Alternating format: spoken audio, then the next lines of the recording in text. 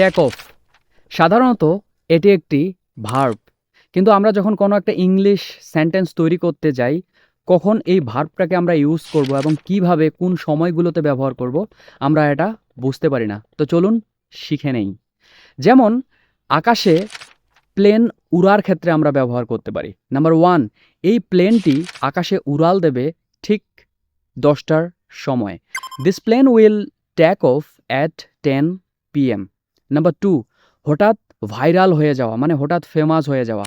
তার ইউটিউব চ্যানেলটি গত বছর হঠাৎ জনপ্রিয় হয়ে উঠল। His YouTube channel took off famous last year. কোনো কিছুতে প্রবেশ করার পূর্বে, যেমন মন্দির, মসজিদ, স্কুল, এই এই এই এই এই জিনিসগুলোতে প্রবেশ করার পূর্বে আপনি টেক অফ শব্দটা ব্যবহার করতে পারেন। যেমন স্কুলে প্রবেশ করার পূর্বে জুতা খুলে প্রবেশ করো। Please take off your shoes before entering school.